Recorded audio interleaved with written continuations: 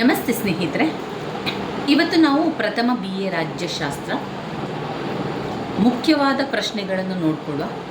ಇವಿಷ್ಟು ಪ್ರಶ್ನೆಗಳನ್ನು ನೀವು ಓದ್ಕೊಂಡ್ರೆ ರಾಜ್ಯಶಾಸ್ತ್ರದಲ್ಲಿ ನೀವು ಪಾಸ್ ಅಂಕಗಳನ್ನು ಪಡ್ಕೊಳ್ಳಿಕ್ಕೆ ಸಾಧ್ಯ ಆಗ್ತದೆ.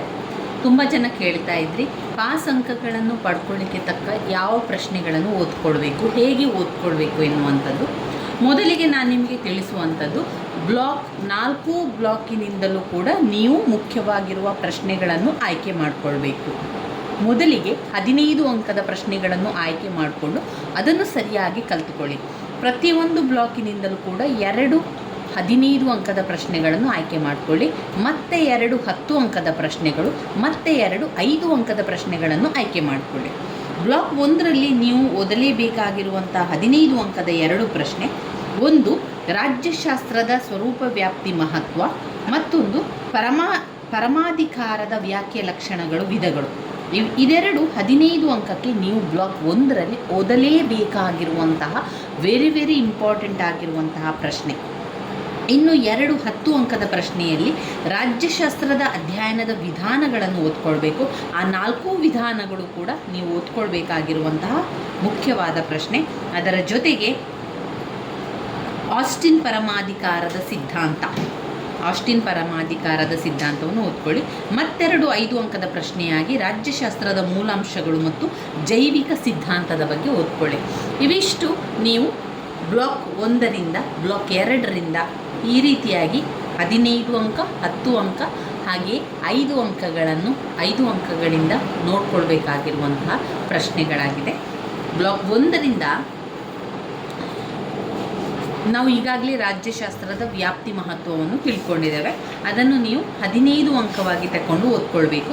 ಯಾಕಂದರೆ ಅದನ್ನು ಹಲವು ಬಾರಿ ಕೊಟ್ಟಿದ್ದಾರೆ. ಹಾಗೆ ಅದು ಕೆಲವೊಮ್ಮೆ 5 ಅಂಕಕ್ಕೂ ಕೂಡ ಕೇಳುವಂತಹ ಪ್ರಶ್ನೆ. ರಾಜ್ಯಶಾಸ್ತ್ರದ ವ್ಯಾಪ್ತಿ ಆಮೇಲೆ ರಾಜ್ಯಶಾಸ್ತ್ರದ ಮಹತ್ವ ಜೊತೆಯಾಗಿ ಕೇಳುವಂಥದ್ದು. 15 ಅಂಕದ ಪ್ರಶ್ನೆ ಬಂದಾಗ ಅವರು ಜೊತೆಯಾಗಿ ಕೇಳುವಂಥದ್ದು.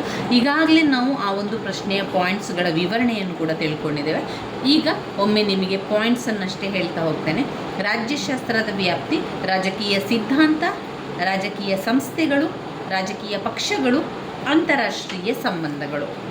ರಾಜ್ಯಶಾಸ್ತ್ರದ ಅಧ್ಯಯನದ ಮಹತ್ವದ ಪಾಯಿಂಟ್ಸ್ಗಳು: ರಾಜ್ಯ ಮತ್ತು ಸರಕಾರದ ಪಾತ್ರದ ಬಗ್ಗೆ ಮಾಹಿತಿಯನ್ನು ಪಡೆಯಬಹುದು.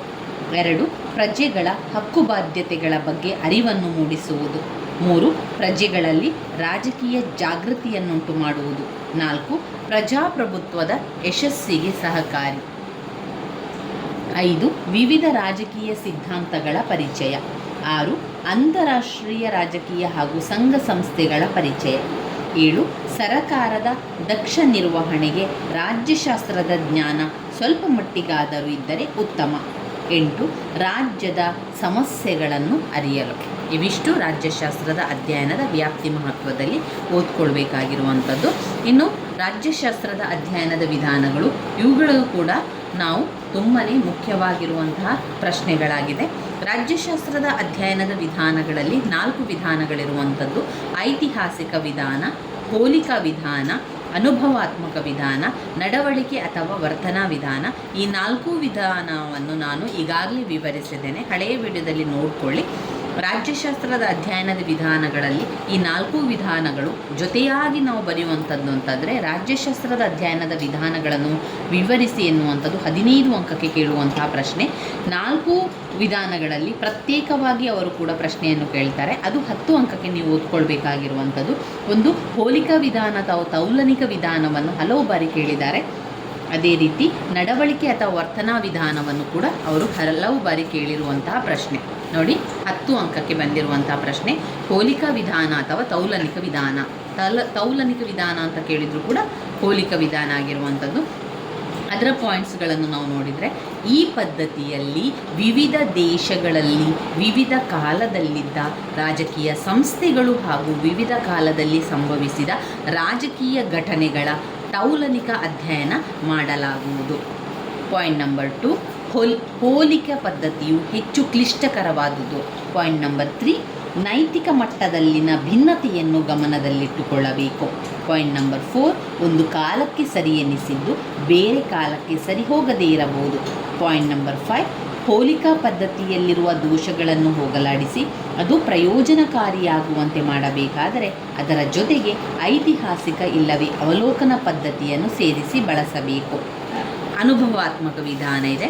ಇದರಲ್ಲಿ ಮತ್ತೊಂದು 10 ಅಂಕಕ್ಕೆ ಕೇಳಿರುವಂಥ ಪ್ರಶ್ನೆ, ಹಾಗೆ 15 ಅಂಕಕ್ಕೂ ಕೂಡ ಒಮ್ಮೆ ಕೇಳಿರುವಂತಹ ಪ್ರಶ್ನೆ, ನಡವಳಿಕೆ ಅಥವಾ ವರ್ತನಾ ವಿಧಾನ. ಈ ನಡವಳಿಕೆ ಅಥವಾ ವರ್ತನಾ ವಿಧಾನವನ್ನು 20ನೇ ಶತಮಾನದ ಅದೊಂದು ಕೊಡುಗೆ ಅಂತ ಅವರು ಹೇಳ್ತಾ ಇದ್ದಾರೆ. ಅದರ ಅರ್ಥವನ್ನು ನಾವು ನೋಡಿದರೆ, ವರ್ತನಾ ಸಿದ್ಧಾಂತವನ್ನು ಮನೋವೈಜ್ಞಾನಿಕ ಸಿದ್ಧಾಂತ ಅಂತ, ವರ್ತನೆ ಅಂತ ಹೇಳಿದರೆ ಅದೊಂದು ನಮ್ಮ ಒಂದು ಮನೋವೈಜ್ಞಾನಿಕ ಸಿದ್ಧಾಂತ ಅಂತ ಕರೀತಾರೆ. ಮಾನವನ ಪ್ರಚೋದನೆಗಳು, ಆಕಾಂಕ್ಷೆಗಳು, ಚಟುವಟಿಕೆಗಳು, ಭಾವನೆಗಳು ರಾಜಕೀಯ ವಿಚಾರಗಳ ಹಾಗೂ ಘಟನೆಗಳ ಮೇಲೆ ಪ್ರಭಾವವನ್ನು ಬೀರುತ್ತದೆ ಎಂಬುದನ್ನು ವಿಶ್ಲೇಷಿಸುವುದೇ ವರ್ತನಾ ಅಥವಾ ನಡವಳಿಕೆ ವಿಧಾನ ಎಂದು ಕರೆಯಲಾಗಿದೆ.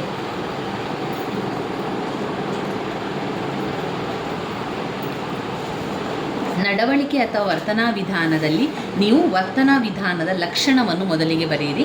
ವರ್ತನಾ ವಿಧಾನ ಲಕ್ಷಣಗಳ ಪಾಯಿಂಟ್ಸ್ಗಳು ಈ ರೀತಿಯಾಗಿದೆ: ಕ್ರಮಬದ್ಧತೆ, ಸತ್ಯಮಾಪನ, ತಂತ್ರಗಳು, ಪರಿಮಾಣಾತ್ಮಕ, ಮೌಲ್ಯಗಳನ್ನು ಬೇರ್ಪಡಿಸುವುದು, ಕ್ರಮಬದ್ಧತೆ, ಪರಿಶುದ್ಧ ವಿಜ್ಞಾನ, ಸಮಗ್ರತೆ. ನಾನಿಲ್ಲಿ ಪಾಯಿಂಟ್ಸನ್ನು ಮಾತ್ರ ಹೇಳ್ತಾ ಇದ್ದೇನೆ, ಯಾಕಂದರೆ ಈಗಾಗಲೇ ನಾನು ಅದನ್ನು ನಿಮಗೆ ಸರಿಯಾಗಿ ವಿವರಿಸಿದ್ದೇನೆ.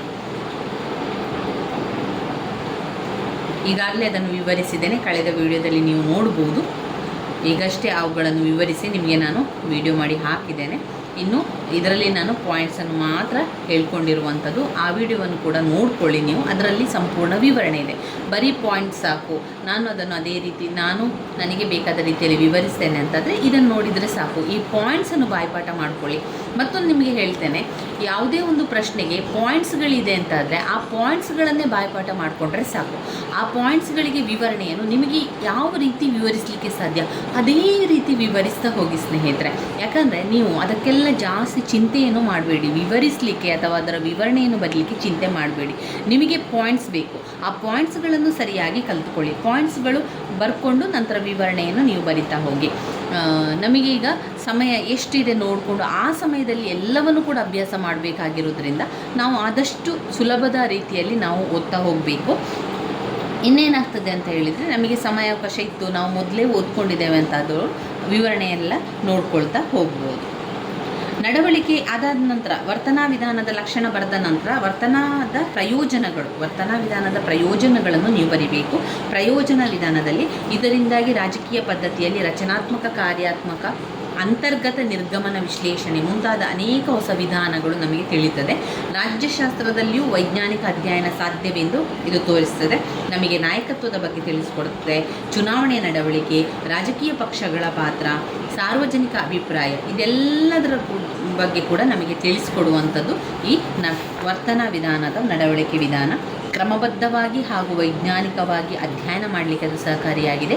ಒಂದು ನವೀನ ವೈಚಾರಿಕತೆ ಅಲೆಯನ್ನು ಅದು ನಮಗೆ ತಿಳಿಸಿಕೊಡ್ತದೆ. ಇನ್ನು ಕೊನೆಯದಾಗಿ ಅದರಲ್ಲಿ ವರ್ತನಾ ವಿಧಾನದ ಇತಿಮಿತಿಗಳನ್ನು ಕೂಡ ಬರೆಯಿರಿ.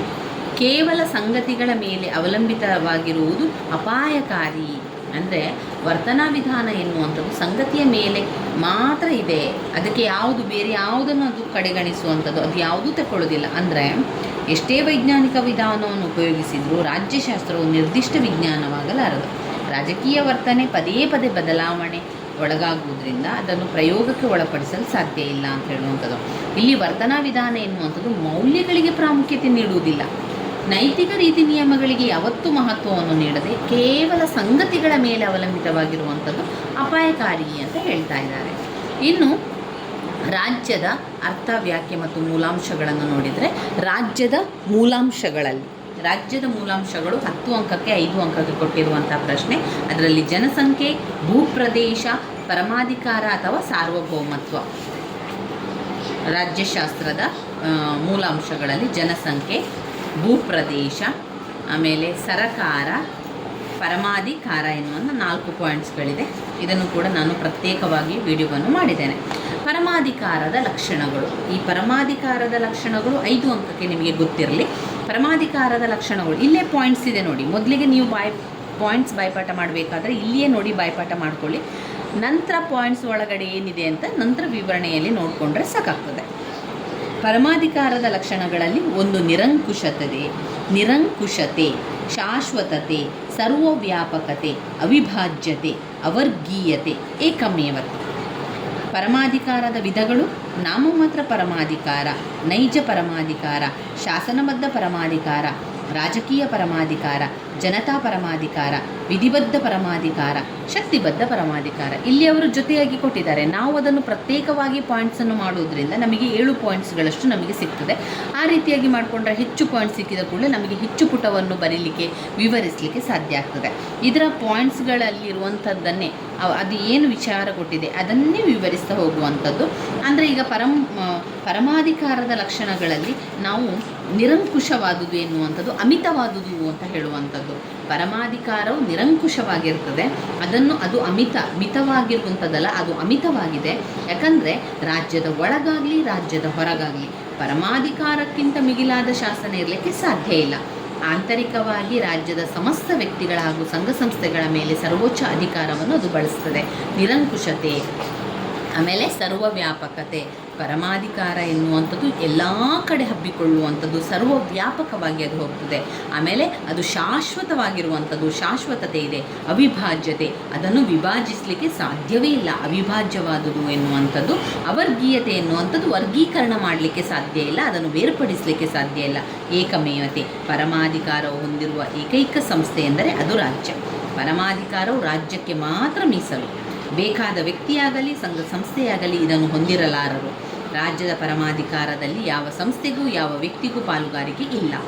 ರಾಜ್ಯದಲ್ಲಿರುವ ಎಲ್ಲ ವ್ಯಕ್ತಿಗಳಿಂದಲೂ ಮತ್ತು ಎಲ್ಲ ಸಂಘ ಸಂಸ್ಥೆಗಳಿಂದಲೂ ಕಾನೂನುಬದ್ಧವಾಗಿ ವಿಧೇಯತೆಯನ್ನು ಪಡೆಯುವ ಏಕಮೇವ ಸಂಸ್ಥೆ ಅಂದರೆ ಅದು ರಾಜ್ಯ. ಪರಮಾಧಿಕಾರದ ವಿಧಗಳನ್ನು ನಾವು ನೋಡಿಕೊಂಡಿದ್ದೇವೆ.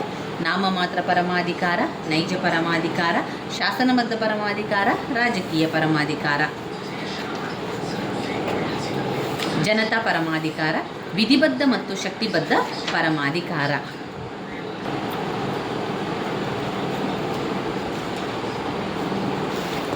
ಇನ್ನು ಪರಮಾಧಿಕಾರ ಸಿದ್ಧಾಂತಗಳಲ್ಲಿ ಏಕತ್ವ ಪರಮಾಧಿಕಾರ ಸಿದ್ಧಾಂತ, ಆಸ್ಟಿನ್ ಅವರ ಏಕತ್ವ ಪರಮಾಧಿಕಾರ ಸಿದ್ಧಾಂತ, ಬಹುತ್ವ ಸಿದ್ಧಾಂತ ಕೂಡ ಇದೆ. ಆಸ್ಟಿನ್ ಅವರ ಪರಮಾಧಿಕಾರ ಸಿದ್ಧಾಂತ, ಏಕತ್ವ ಪರಮಾಧಿಕಾರ ಸಿದ್ಧಾಂತದಲ್ಲಿ ಅವರು ಈ ರೀತಿಯಾಗಿ ಕೊಟ್ಟಿರುವಂಥದ್ದು, ನಾವು ಸುಲಭದ ರೀತಿಯಲ್ಲಿ ಪಾಯಿಂಟ್ಸ್ಗಳನ್ನು ಮಾಡಿ ಅದನ್ನು ಈ ರೀತಿಯಾಗಿ ಪಾಯಿಂಟ್ಸನ್ನು ಮಾಡಿಕೊಂಡ್ರೆ ನಮಗೆ ಓದ್ಕೊಳ್ಳಿಕ್ಕೂ ಕೂಡ ಅನುಕೂಲ ಆಗ್ತದೆ, ನೆನಪಲ್ಲಿ ಕೂಡ ಉಳಿತದೆ, ಹಾಗೆ ಪರೀಕ್ಷೆಗೆ ಬರೀಲಿಕ್ಕೂ ಕೂಡ ತುಂಬಾ ಅನುಕೂಲವಾಗುವಂಥದ್ದು ಈ ರೀತಿಯಾಗಿ ಪಾಯಿಂಟ್ಸನ್ನು ಮಾಡಿಕೊಂಡ್ರೆ. ಆಸ್ಟಿನ್ ಅವರ ಏಕತ್ವ ಪರಮಾಧಿಕಾರ ಅಂದರೆ ಏನಂದರೆ ಒಬ್ಬ ನಿರ್ದಿಷ್ಟ ಶ್ರೇಷ್ಠ ವ್ಯಕ್ತಿಯು, ಅರ್ಥ ಮಾಡ್ಕೊಳ್ಳಿ, ಒಮ್ಮೆ ಹೇಳಬೇಕಾದ್ರೆ ನೀವು ಸರಿಯಾಗಿ ಅರ್ಥ ಮಾಡಿಕೊಂಡ್ರೆ ಮತ್ತೆ ಕಲಿಬೇಕು ಅಂತ ಇಲ್ಲ.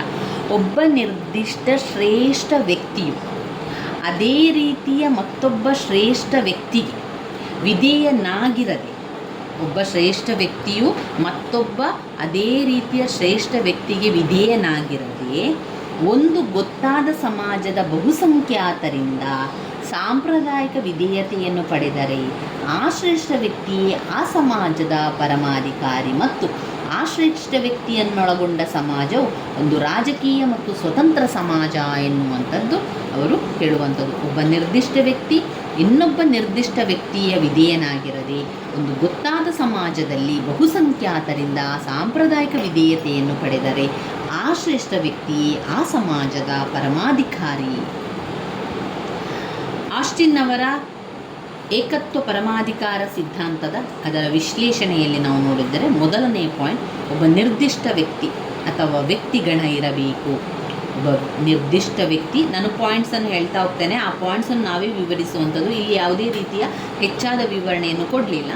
ಒಬ್ಬ ನಿರ್ದಿಷ್ಟ ವ್ಯಕ್ತಿ ಅಥವಾ ವ್ಯಕ್ತಿಗಣ ಇರಬೇಕು. ಆ ಒಂದು ಏಕತ್ವ ಪರಮಾಧಿಕಾರ ಸಿದ್ಧಾಂತದಲ್ಲಿ ಒಬ್ಬ ನಿರ್ದಿಷ್ಟ ವ್ಯಕ್ತಿ ಅಥವಾ ವ್ಯಕ್ತಿಗಣ ಇರಬೇಕು. ಪಾಯಿಂಟ್ ನಂಬರ್ 2, ಪರಮಾಧಿಕಾರವಿಲ್ಲದೆ ರಾಜ್ಯವನ್ನು ಕಟ್ಟುವುದು ಸಾಧ್ಯವಿಲ್ಲ. ಪರಮಾಧಿಕಾರ ಇಲ್ಲದೆ ರಾಜ್ಯವನ್ನು ಕಟ್ಟಲು ಸಾಧ್ಯ ಇಲ್ಲ. 3, ರಾಜ್ಯವು ಪಡೆದಿರುವ ಪರಮಾಧಿಕಾರ ನಿರ್ದಿಷ್ಟವಾಗಿರಬೇಕು, ಖಚಿತವಾಗಿರಬೇಕು. ರಾಜ್ಯವು ಪಡೆದಿರುವ ಪರಮಾಧಿಕಾರವು ನಿರ್ದಿಷ್ಟವಾಗಿರಬೇಕು, ಖಚಿತವಾಗಿರಬೇಕು. ಪಾಯಿಂಟ್ ನಂಬರ್ 4, ರಾಜ್ಯದಲ್ಲಿ ಆತನ ಸರಿಸಮಾನ ಬೇರೊಬ್ಬ ವ್ಯಕ್ತಿ ಇರಬಾರದು. ರಾಜ್ಯದಲ್ಲಿ ಆತನ ಸರಿಸಮಾನ ಬೇರೊಬ್ಬ ವ್ಯಕ್ತಿ ಇರಬಾರದು. ಪಾಯಿಂಟ್ ನಂಬರ್ 5, ನಿರಂತರವಾಗಿರಬೇಕು, ಆದರೆ ತಾತ್ಕಾಲಿಕವಾಗಿರಬಾರದು. ನಿರಂತರವಾಗಿರಬೇಕು, ತಾತ್ಕಾಲಿಕವಾಗಿರಬಾರದು. 6 ಪರಮಾಧಿಕಾರವನ್ನು ಪಡೆದಿರುವ ಶ್ರೇಷ್ಠ ವ್ಯಕ್ತಿಯ ನೀಡುವ ಆಜ್ಞೆಗಳೇ ಕಾನೂನು. ಪರಮಾಧಿಕಾರವನ್ನು ಪಡೆದಿರುವ ಶ್ರೇಷ್ಠ ವ್ಯಕ್ತಿ ನೀಡುವಂಥ ಆಜ್ಞೆಗಳಿದೆಯಲ್ಲ ಅದು ಕಾನೂನಾಗಿರ್ತದೆ. ಪಾಯಿಂಟ್ ನಂಬರ್ 7, ಪರಮಾಧಿಕಾರಕ್ಕೆ ಯಾವುದೇ ವಿಧವಾದ ಶಾಸನೀಯ ಮಿತಿಗಳಿಲ್ಲ. ಪರಮಾಧಿಕಾರಕ್ಕೆ ಯಾವುದೇ ವಿಧವಾದ ಶಾಸನೀಯ ಮಿತಿಗಳಿಲ್ಲ. ಇನ್ನು ಆಸ್ಟಿನ್ ಪರಮಾಧಿಕಾರದ ಉತ್ತಮ ಅಂಶಗಳೆಲ್ಲ ಏನಿದೆ? ಉತ್ತಮ ಅಂಶಗಳಲ್ಲಿ 7 ಪಾಯಿಂಟ್ಸ್ಗಳಿದೆ. ಈ 7 ಪಾಯಿಂಟ್ಸ್ಗಳು: ಅಸ್ಪಷ್ಟತೆ ಇಲ್ಲ. ಇದು ಉತ್ತಮ ಗುಣ. ಅಸ್ಪಷ್ಟತೆ ಇಲ್ಲ, ಅಲ್ಲಿ ಸ್ಪಷ್ಟವಾಗಿ ನಮಗೆಲ್ಲ ಕೂಡ ಗೊತ್ತಾಗ್ತದೆ. ಅಸ್ಪಷ್ಟತೆ ಇಲ್ಲ. 2, ಅನುಮಾನಕ್ಕೆ ಅವಕಾಶವೇ ಇಲ್ಲ. ಅನುಮಾನಕ್ಕೆ ಅಲ್ಲಿ ಅವಕಾಶವೇ ಇಲ್ಲ. 3, ನಿರ್ದಿಷ್ಟವೂ ನಿಖರವೂ ಆಗಿದೆ. ನಿರ್ದಿಷ್ಟವೂ ನಿಖರವೂ ಆಗಿದೆ. 4, ವಾಸ್ತವಾಂಶಗಳಿಂದ ಕೂಡಿದ್ದು ತರ್ಕಬದ್ಧವಾಗಿದೆ. ವಾಸ್ತವಾಂಶಗಳಿಂದ ಕೂಡಿದ್ದು ತರ್ಕಬದ್ಧವಾಗಿದೆ. 5, ಸುಲಭವಾಗಿ ಗುರುತಿಸಲು ಸಾಧ್ಯವಿದೆ. ಸುಲಭವಾಗಿ ಗುರುತಿಸಲು ಸಾಧ್ಯವಿದೆ. 6, ಶಾಸನದ ತಳಹದಿ. 6, ಶಾಸನದ ತಳಹದಿ. 7, ಅಂತಾರಾಷ್ಟ್ರೀಯ ಸಂಬಂಧಗಳನ್ನು ನಿರ್ಧರಿಸುವ ಅಂಶಗಳಾಗಿದೆ. ಅಂತಾರಾಷ್ಟ್ರೀಯ ಸಂಬಂಧಗಳನ್ನು ನಿರ್ಧರಿಸುವ ಅಂಶಗಳಾಗಿದೆ. 1, ಅಸ್ಪಷ್ಟತೆ ಇಲ್ಲ. 2, ಅನುಮಾನಕ್ಕೆ ಅವಕಾಶ ಇಲ್ಲ. 3, ನಿರ್ದಿಷ್ಟವೂ ನಿಖರವೂ ಆಗಿದೆ. 4, ವಾಸ್ತವಾಂಶಗಳಿಂದ ಕೂಡಿದೆ. 5, ಸುಲಭವಾಗಿ ಗುರುತಿಸಲು ಸಾಧ್ಯವಿದೆ. 6, ಶಾಸನದ ತಳಹದಿ. 7, ಅಂತಾರಾಷ್ಟ್ರೀಯ ಸಂಬಂಧಗಳನ್ನು ನಿರ್ಧರಿಸುವ ಅಂಶವಾಗಿದೆ. ಅಂತಾರಾಷ್ಟ್ರೀಯ ಸಂಬಂಧಗಳನ್ನು ನಿರ್ಧರಿಸುವಂಥ ಅಂಶವಾಗಿದೆ. ಬಹುತ್ವ ಪರಮಾಧಿಕಾರ ಸಿದ್ಧಾಂತದಲ್ಲಿ ಇಷ್ಟು ಪಾಯಿಂಟ್ಸ್ಗಳನ್ನು ನೋಡ್ಬೋದು. ಬಹುತ್ವದ ಮುಖ್ಯಾಂಶಗಳು: ಅದು ಅಪರಿಮಿತ, ಸರ್ವಶ್ರೇಷ್ಠವಾದುದಲ್ಲ, ಸಂವಿಧಾನಬದ್ಧವಾದುದು ಮತ್ತು ಸೀಮಿತವಾದುದು. ಪಾಯಿಂಟ್ ನಂಬರ್ 2ರಲ್ಲಿ ಇತರ ಸಂಸ್ಥೆಗಳಿಗೆ ಸಮಾನವಾದುದು.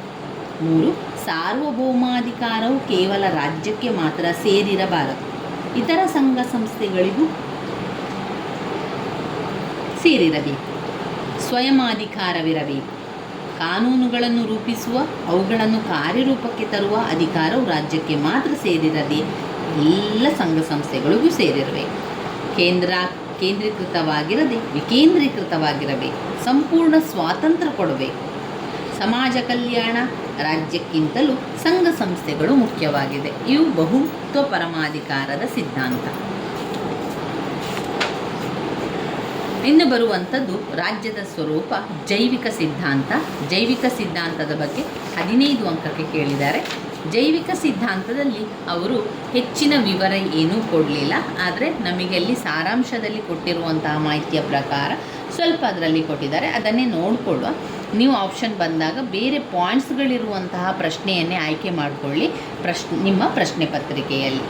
ರಾಜ್ಯದ ಜೈವಿಕ ಸಿದ್ಧಾಂತವು ರಾಜ್ಯ ಮತ್ತು ವ್ಯಕ್ತಿಗಳ ನಡುವಿನ ಸಂಬಂಧವನ್ನು ತಿಳಿಸುತ್ತದೆ. ರಾಜ್ಯವು ಸ್ವರೂಪದಲ್ಲಿ ಒಂದು ಸಜೀವ ಪ್ರಾಣಿ. ರಾಜ್ಯ ಮತ್ತು ವ್ಯಕ್ತಿಗಳ ನಡುವಣ ಸಂಬಂಧವು ಜೀವಿಗೂ ಮತ್ತು ಅದರ ಜೀವ ಕಣಗಳಿಗಿರುವ ಸಂಬಂಧವನ್ನು ಹೋಲುತ್ತದೆ ಎಂದು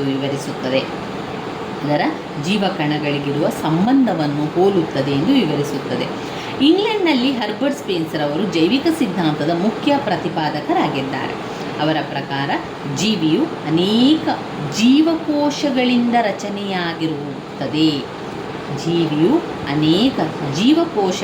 ರಚನೆಯಾಗಿರುವಂತೆ ರಾಜ್ಯವು ಸಹ ವ್ಯಕ್ತಿಗಳಿಂದ ರಚನೆಯಾಗಿದೆ.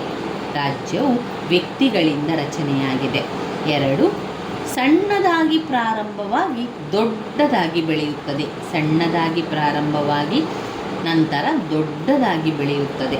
3, ಅವು ಬೆಳೆದಂತೆಲ್ಲ ಅವುಗಳು ಸ್ವರೂಪದಲ್ಲಿರುವ ಪ್ರಾರಂಭಿಕ ಸರಳತೆಗೆ ಬದಲಾಗಿ ಸಂಕೀರ್ಣತೆ ಬರುತ್ತದೆ. ಸ್ವರೂಪದಲ್ಲಿ ಸರಳತೆಯಿಂದ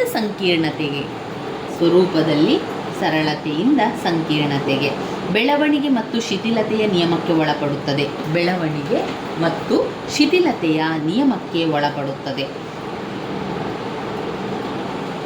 ಪೋಷಣಾ ವ್ಯವಸ್ಥೆ ಇದೆ, ವಿತರಣಾ ವ್ಯವಸ್ಥೆ ಇದೆ, ನಿಯಂತ್ರಣಾ ವ್ಯವಸ್ಥೆಯನ್ನು ಕೂಡ ಹೊಂದಿದೆ. ಇವು ಜೈವಿಕ ಸಿದ್ಧಾಂತಗಳಲ್ಲಿ ಬರಬೇಕಾದ ವಿಚಾರಗಳಾಗಿದೆ.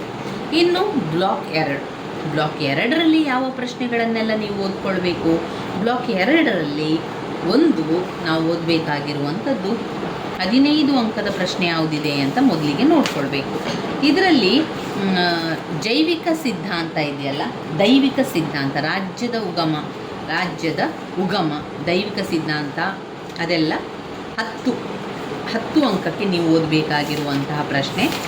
ಅದಾದ ಮೇಲೆ ಜಾನ್ ಲಾಕ್ ಅವರದ್ದು ಕೂಡ 10 ಅಂಕಕ್ಕೆ ಬರುವಂತಹ ಪ್ರಶ್ನೆ. ಹಕ್ಕುಗಳು ಅಥವಾ ಪ್ರಾಮುಖ್ಯತೆ, ಆಮೇಲೆ ಹಕ್ಕುಗಳ ವರ್ಗೀಕರಣ ಓದ್ಕೊಳ್ಳಿಕ್ಕಿದೆ. ನಾವು ಒಮ್ಮೆ ಹಳೆಯ ಪ್ರಶ್ನೆ ಪತ್ರಿಕೆಗಳನ್ನು ನೋಡ್ಕೊಳ್ಬೇಕು.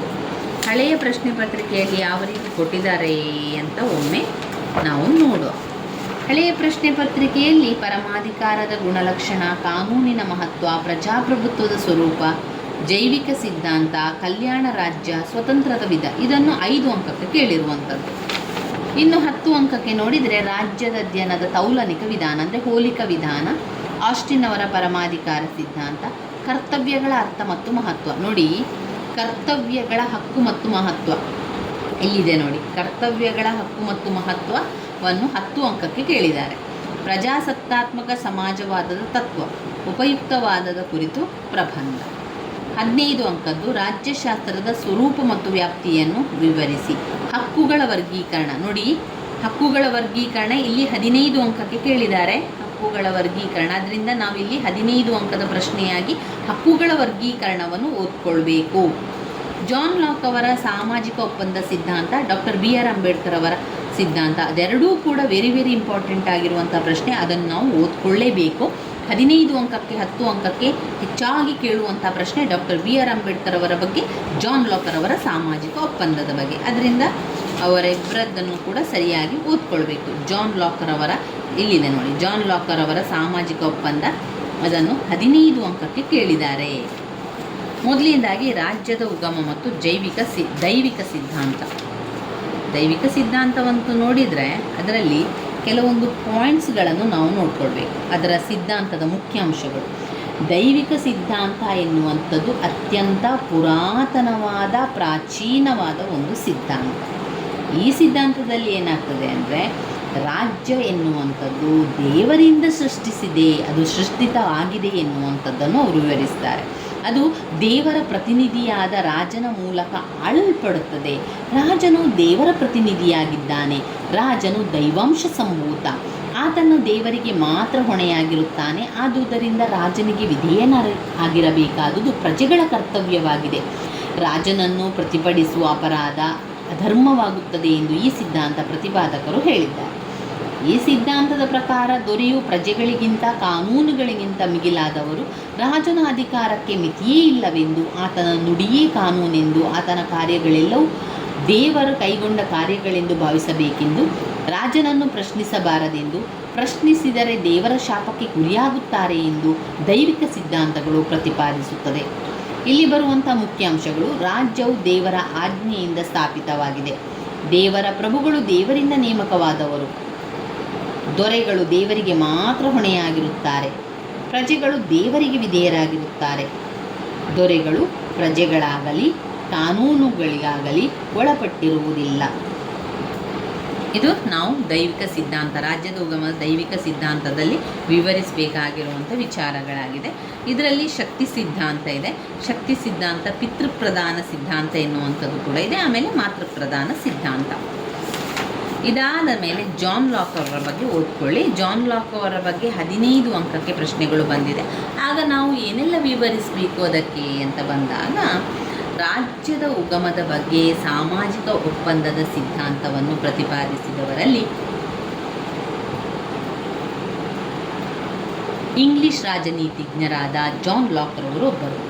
ಥಾಮಸ್ ಹಾಬ್ಸರ್ ಅವರು ನಿರಂಕುಶ ಪ್ರಭುತ್ವವನ್ನು ಸಮರ್ಥಿಸಿದಂತೆ ಜಾನ್ ಲಾಕ್ ರವರು ಸಾಂಕ್ಷ ಪ್ರಭುತ್ವವನ್ನು ಸಮರ್ಥಿಸಿ 1690ರಲ್ಲಿ ಪ್ರಕಟವಾದ ತನ್ನ ಟು ಟ್ರೀಟೈಸ್ ಆಫ್ ಸಿವಿಲ್ ಗೌರ್ಮೆಂಟ್ ಎಂಬ ಗ್ರಂಥದಲ್ಲಿ ಸಾಮಾಜಿಕ ಒಪ್ಪಂದದ ಸಿದ್ಧಾಂತವನ್ನು ಪ್ರತಿಪಾದಿಸಿದ್ದಾರೆ. ಇಲ್ಲಿ ನಾವು ಮೊದಲಿಗೆ ನೈಸರ್ಗಿಕ ಸ್ಥಿತಿ, ಸ್ವಾಭಾವಿಕ ಸ್ಥಿತಿಯ ಬಗ್ಗೆ ವಿವರಿಸಬೇಕು.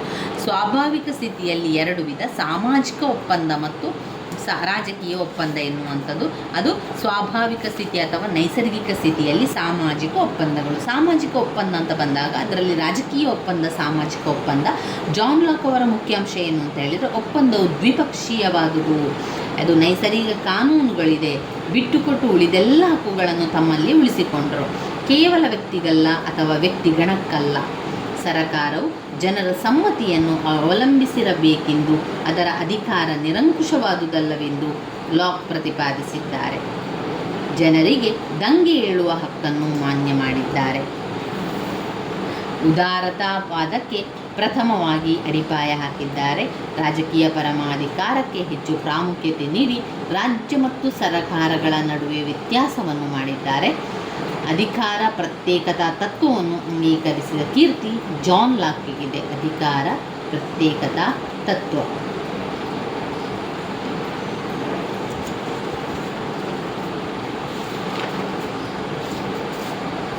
ಇನ್ನು ರಾಜ್ಯದ ವಿಕಾಸಕ್ಕೆ ಅಥವಾ ಉಗಮಕ್ಕೆ ಕಾರಣವಾದ ಅಂಶಗಳನ್ನು ನೋಡಿಕೊಳ್ಳಿ.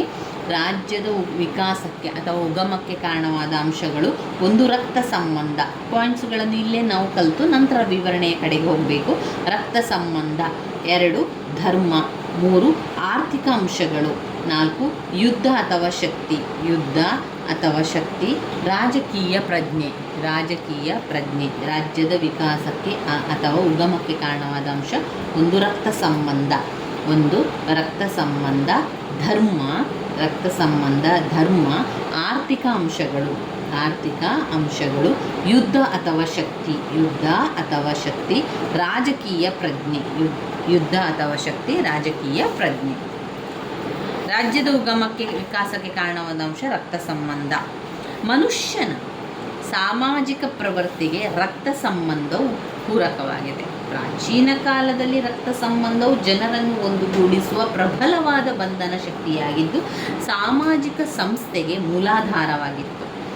ಇಲ್ಲಿ ಹೆನ್ರಿ ಮೇನ್ ಹೇಳುವಂತೆ ರಕ್ತ ಸಂಬಂಧವು ಜನರನ್ನು ಒಂದುಗೂಡಿಸುವ ಬಲಯುತವಾದ ಹಾಗೂ ಬಹಳ ಮಹತ್ತರವಾದ ಶಕ್ತಿಯಾಗಿದೆ. ಕುಟುಂಬವು ಮೊಟ್ಟ ಮೊದಲು ಅಸ್ತಿತ್ವಕ್ಕೆ ಬಂದ ಸಾಮಾಜಿಕ ಸಂಸ್ಥೆಯಾಗಿರುವಂಥದ್ದು. ಒಂದು ಕುಟುಂಬದಲ್ಲಿರುವಂತಹ ವ್ಯಕ್ತಿಗಳ ರಕ್ತ ಸಂಬಂಧವಿರುವ ಕಾರಣ ಬಾಂಧವ್ಯ ತಾನಾಗಿಯೇ ಬೆಳೆದು ಬಂದಿರುತ್ತದೆ. ರಾಜ್ಯದ ಉಗಮಕ್ಕೆ ಇಂತಹ ಬಾಂಧವ್ಯವು ಅತ್ಯಗತ್ಯವಾಗಿದೆ. ನಾವೆಲ್ಲರೂ ಒಂದೇ ಕುಟುಂಬಕ್ಕೆ ಸೇರಿದವರು ಎಂದು ಭಾವನೆಯು ಈ ಒಂದು ಕಾಲದಾಗಿದೆ. ರಕ್ತ ಸಂಬಂಧವು ಅದರಲ್ಲಿ ಒಂದೇ ಬಗೆಯ ಪ್ರಜ್ಞೆ. ಮೆಕೈವರ್ ಹೇಳಿರುವಂತೆ ರಕ್ತ ಸಂಬಂಧವು ಸಮಾಜವನ್ನು, ಸಮಾಜವು ರಾಜ್ಯವನ್ನು ಸೃಷ್ಟಿಸಿದೆ. ಇನ್ನು ಧರ್ಮ. 2ನೇ ಪಾಯಿಂಟ್ ಧರ್ಮ. ರಕ್ತ ಸಂಬಂಧದ ನಂತರ ನಮ್ಮ ಈ ಒಂದು ಸಮಾಜದಲ್ಲಿ ನಾವು ಕೇಳುವಂಥದ್ದು, ನೋಡುವಂಥದ್ದು ಧರ್ಮ ಎನ್ನುವಂಥದ್ದು, ಅದನ್ನು ಪರಿಪಾಲನೆ ಮಾಡುವಂಥದ್ದು. ರಾಜ್ಯದ ಉಗಮಕ್ಕೆ ಧರ್ಮವು ಅತ್ಯಂತ ಮಹತ್ವ ಪಾತ್ರವನ್ನು ವಹಿಸಿದೆ. ಗೆಟೆಲ್ ಅವರು ಹೇಳಿರುವಂತೆ ರಕ್ತ ಸಂಬಂಧ ಹಾಗೂ ಧರ್ಮವು ಒಂದೇ ನಾಣ್ಯದ 2 ಮುಖಗಳಿವೆ. ಕುಟುಂಬಗಳು ಬೆಳೆದು ಕುಲ ಸಡಿಲವಾಗತೊಡಗಿದಾಗ ಧರ್ಮವು ಜನರ ಐಕ್ಯಮತ್ಯಕ್ಕೆ, ರಕ್ತ ಸಂಬಂಧದಿಂದ ಬಂಧುತ್ವವಿತ್ತಲ್ಲದೆ ಅವರೆಲ್ಲರೂ ಒಂದೇ ಧರ್ಮಕ್ಕೆ ಸೇರಿದವರು, ಒಂದೇ ಪೂಜಾ ವಿಧಿಗಳನ್ನು ಹೊಂದಿದ್ದರಿಂದ ಅವರಲ್ಲಿ ಬಾಂಧವ್ಯವೂ ಕೂಡ ಹೆಚ್ಚಾಯಿತು. ರಕ್ತ ಸಂಬಂಧವಿಲ್ಲದಿದ್ದರೂ ಒಂದೇ ಧರ್ಮವನ್ನು ಹೊಂದಿದವರಲ್ಲಿ ಬಹುತ್ವ ಬೆಳೆದುಕೊಂಡು ಬಂದಿತು. ಧರ್ಮವು ಒಗ್ಗಟ್ಟನ್ನು ಸಾಧಿಸುವ ಶಕ್ತಿಯಾಯಿತು. ಪ್ರಾಚೀನ ಕಾಲದ ಜನರ ಅಜ್ಞಾನ, ಅಂಧಕಾರ, ಮತ, ಧರ್ಮ ಬೆಳವಣಿಗೆ ಕಾರಣಗಳಾದವು. ನೈಸರ್ಗಿಕ ಶಕ್ತಿಗಳಾದ ಬಿರುಗಾಳಿ, ಗುಡುಗು, ಮಿಂಚು, ಪ್ರವಾಹ, ಸೂರ್ಯ ಇದೆಲ್ಲ ಕೂಡ ಮೊದಲಾದವುಗಳಿಗೂ ಕೂಡ ಭಯಪಡುತ್ತಿದ್ದ ಈ ಜನರು ಅವುಗಳನ್ನು ಪೂಜಿಸುತ್ತಿದ್ದರು. ಇನ್ನಷ್ಟು ವಿಚಾರ ಇದೆ ನಾವು ನೋಡ್ಕೊಳ್ಳೋದಾದರೆ. ಮತ್ತೆ 3ನೇ ಪಾಯಿಂಟ್ ಆರ್ಥಿಕ ಅಂಶ.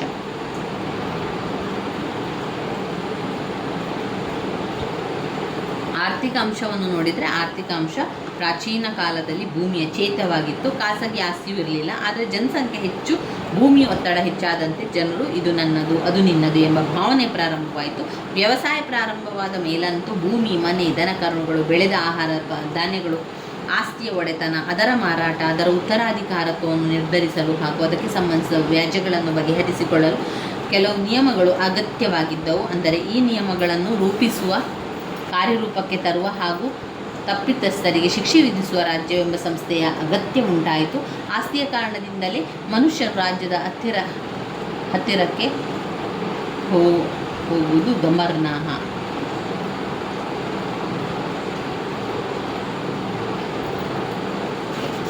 ಯುದ್ಧ ಮತ್ತು ಶಕ್ತಿ. ಯುದ್ಧ ಬಲಪ್ರಯೋಗ ರಾಜ್ಯದ ಬೆಳವಣಿಗೆಯಲ್ಲಿ ಮತ್ತೊಂದು ಪೋಷಕಾಂಶವಾಗಿದೆ. ಮನುಷ್ಯನು ಜಗಳಗಂಟಿಯೂ ಆಗಿರುವುದರಿಂದ ಗುಂಪಿನಲ್ಲಿ ಇತರರೊಡನೆ ವಾಸಿಸುವಾಗ ಆಗಾಗ ತಲೆದೂರುವ ತಿಕ್ಕಾಟ, ಶಕ್ತಿ, ಯುದ್ಧವನ್ನು ನೋಡಬಹುದಾಗಿದೆ. ಇನ್ನು ರಾಜಕೀಯ ಪ್ರಜ್ಞೆ. ರಾಜಕೀಯ ಪ್ರಜ್ಞೆ ಅಂದರೆ ಪ್ರತಿಯೊಬ್ಬರೂ ಕೂಡ ಈ ಒಂದು ರಾಜಕೀಯ ಪ್ರಜ್ಞೆ ಸ್ವಲ್ಪ ಮಟ್ಟಿಗಾದರೂ ಒಳ್ಳೆಯದು. ರಾಜ್ಯದ ವಿಕಾಸದಲ್ಲಿ ರಾಜಕೀಯ ಪ್ರಜ್ಞೆ ಮತ್ತೊಂದು ತುಂಬಾ ಮುಖ್ಯವಾದ ಅಂಶ ಆಗಿದೆ. ರಾಜಕೀಯ ಪ್ರಜ್ಞೆ ಅಂತ ಹೇಳಿದರೆ ಸುಸಂಘಟಿತವಾದ ರಾಜಕೀಯ ವ್ಯವಸ್ಥೆಯ ಮೂಲಕ ಉದ್ದೇಶಿತ ಗುರಿ ಸಾಧಿಸಬಹುದು ಎಂಬ ಪ್ರಜ್ಞೆ. ಆಂತರಿಕವಾಗಿ ಶಾಂತಿ ಮತ್ತು ಶಿಸ್ತನ್ನು ಏರ್ಪಡಿಸುವುದು, ಪ್ರಾಣ ಆಸ್ತಿಯ ರಕ್ಷಣೆ, ಹೊರಗಿನವರ ದಾಳಿಯನ್ನು ಎದುರಿಸುವುದು, ಸಾಮಾಜಿಕ, ಆರ್ಥಿಕ ಹಾಗೂ ಭೌತಿಕ ಬೆಳವಣಿಗೆ ಇವುಗಳೆಲ್ಲವೂ ಕೂಡ ರಾಜಕೀಯ ವ್ಯವಸ್ಥೆ ಅಗತ್ಯ ಎಂಬುದು ಜನರಿಗೆ ಅರಿವು ಉಂಟಾಯಿತು. ಇನ್ಯಾವುದನ್ನು ಓದ್ಕೊಳ್ಳಿಕ್ಕಿದೆ ಇದರಲ್ಲಿ? ಹಕ್ಕು ಮತ್ತು ಕರ್ತವ್ಯ. ಹಕ್ಕುಗಳನ್ನು ಓದ್ಕೊಳ್ಬೇಕಾದ್ರೆ ಹಕ್ಕುಗಳ ಅರ್ಥವನ್ನು ಓದ್ಕೊಳ್ಳಿ. ಹಕ್ಕುಗಳಲ್ಲಿ ವ್ಯಕ್ತಿ ತನ್ನ ವ್ಯಕ್ತಿತ್ವದ ಪರಿಪೂರ್ಣತೆಯನ್ನು ಹೊಂದಲು ಸಹಾಯಕವಾಗುವ ಸಾಮಾಜಿಕ ಜೀವನದ ಸನ್ನಿವೇಶಗಳೇ ಹಕ್ಕುಗಳಾಗಿರುವಂಥದ್ದು. ಇನ್ನು ಅದರಲ್ಲಿ ವ್ಯಾಖ್ಯೆಗಳನ್ನು ನೋಡುವುದಾದರೆ ಹ್ಯಾರ್ಸ್ ಮತ್ತು ಬೆಂತಾಮ್ ಅವರ ಪ್ರಕಾರ ಹಕ್ಕುಗಳು ಅಂತ ಹೇಳಿದರೆ ರಾಜ್ಯದಿಂದ ನೀಡಲ್ಪಟ್ಟಿರುವ ಅಥವಾ ಮಾನ್ಯ ಮಾಡಲ್ಪಟ್ಟ, ರಕ್ಷಿಸಲ್ಪಟ್ಟ ಹೇಳಿಕೆಗಳೇ ಹಕ್ಕುಗಳು. ಇಲ್ಲಿ ಹಕ್ಕುಗಳ ಸ್ವರೂಪ ಲಕ್ಷಣಗಳನ್ನು ನಾವು ನೋಡಿದರೆ ಅದರಲ್ಲಿ ಅವರು 7 ಪಾಯಿಂಟ್ಸನ್ನು ಕೊಟ್ಟಿದ್ದಾರೆ. ಆಮೇಲೆ ಹಕ್ಕುಗಳ ಪ್ರಾಮುಖ್ಯತೆ ಕೂಡ ಓದ್ಕೊಳ್ಬೇಕು. ಕರ್ತವ್ಯಗಳ ವರ್ಗೀಕರಣ 15 ಅಂಕಕ್ಕೆ ಕೇಳಿರುವಂತಹ ಪ್ರಶ್ನೆಯಾಗಿದೆ.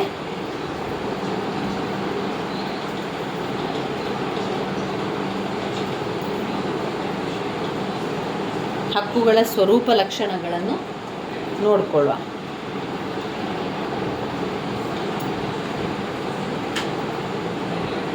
ಅವರು ಕೊಟ್ಟಿರುವಂತಹ ಲಕ್ಷಣಗಳನ್ನು ಹೇಳ್ತಾ ಹೋಗ್ತೇನೆ. ಹಕ್ಕುಗಳು ಸಮಾಜದಲ್ಲಿ ಅಸ್ತಿತ್ವದಲ್ಲಿರುತ್ತದೆ. ಹಕ್ಕುಗಳು ಸಮಾಜದಲ್ಲಿ ಅಸ್ತಿತ್ವದಲ್ಲಿರುತ್ತದೆ, ಸಮಾಜದ ಹೊರಗೆ ಲಭ್ಯ ಇರುವುದಿಲ್ಲ. ಅಂದರೆ ಸಮಾಜದ ಹೊರತಾಗಿ ಹಕ್ಕುಗಳು ಇರುವುದಿಲ್ಲ.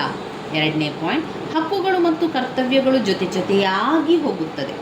ಒಬ್ಬನ ಹಕ್ಕು ಉಳಿದವರ ಕರ್ತವ್ಯ ಆಗಿರುತ್ತದೆ. ಹಕ್ಕುಗಳು ಕರ್ತವ್ಯದೊಡನೆ ಸರಿಯ ಸಂಬಂಧ ಹೊಂದಿವೆ.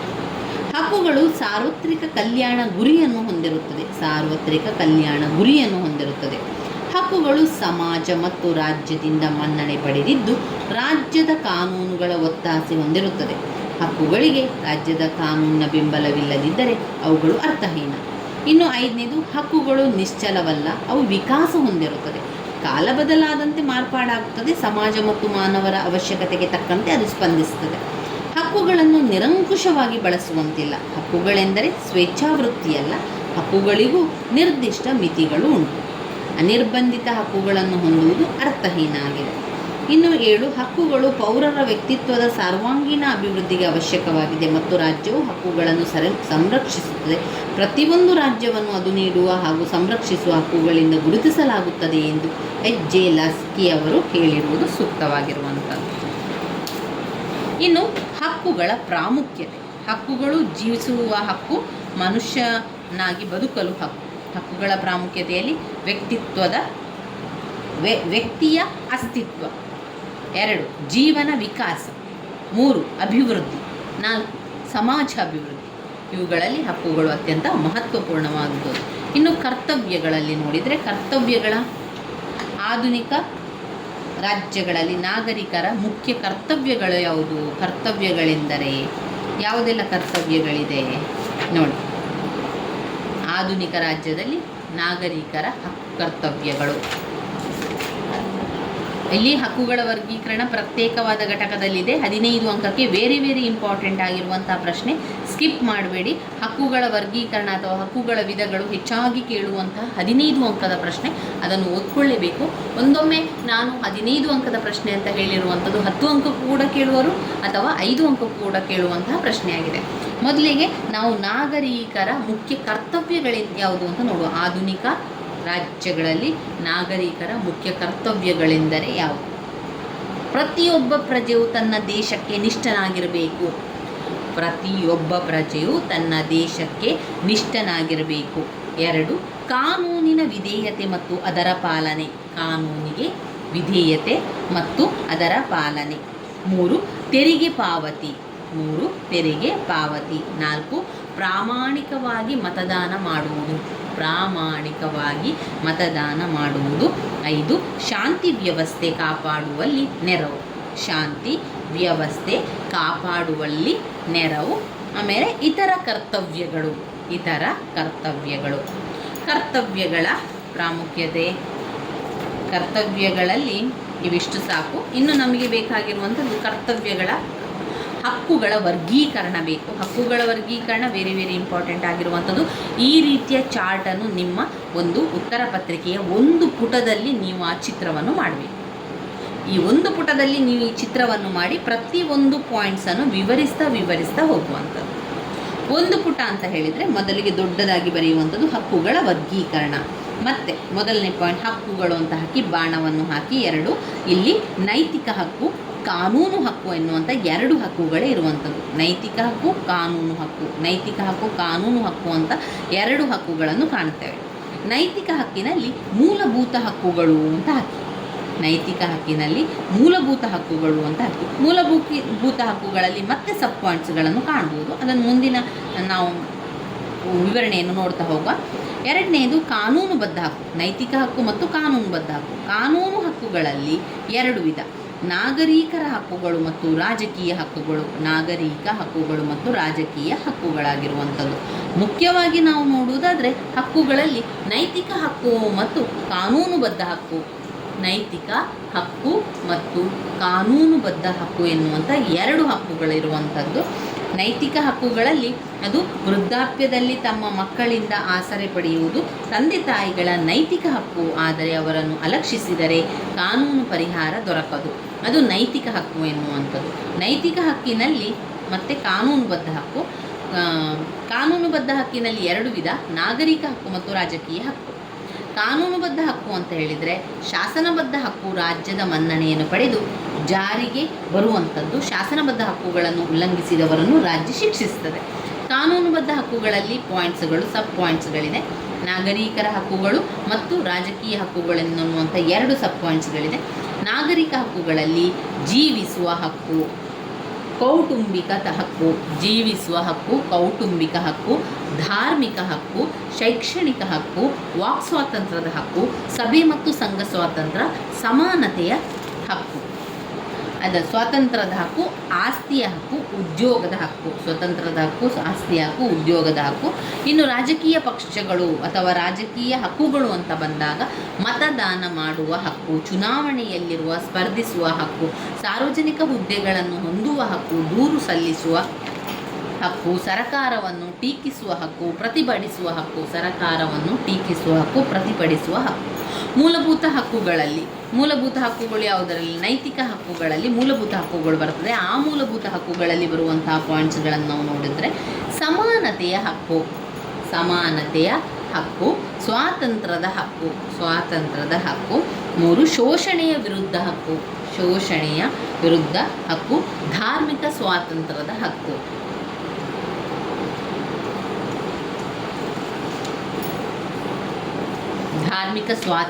ಹಕ್ಕು. ಆಮೇಲೆ ಸಾಂಸ್ಕೃತಿಕ ಮತ್ತು ಶೈಕ್ಷಣಿಕ ಹಕ್ಕು, ಸಂವಿಧಾನಾತ್ಮಕ ಪರಿಹಾರದ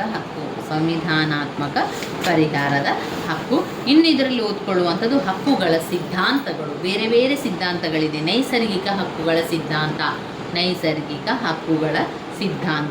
ಕಾನೂನುಬದ್ಧ ಹಕ್ಕುಗಳ ಸಿದ್ಧಾಂತ, ಕಾನೂನುಬದ್ಧ ಹಕ್ಕುಗಳ ಸಿದ್ಧಾಂತ. 3 ಐತಿಹಾಸಿಕ ಹಕ್ಕುಗಳ ಸಿದ್ಧಾಂತ, ಹಕ್ಕುಗಳ ಸಮಾಜ ಕಲ್ಯಾಣ ಸಿದ್ಧಾಂತ, ಹಕ್ಕುಗಳ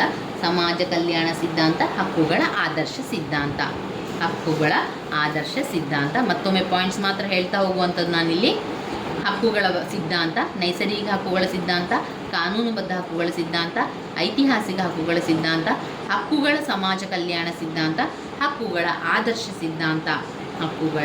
ಆದರ್ಶ ಸಿದ್ಧಾಂತ.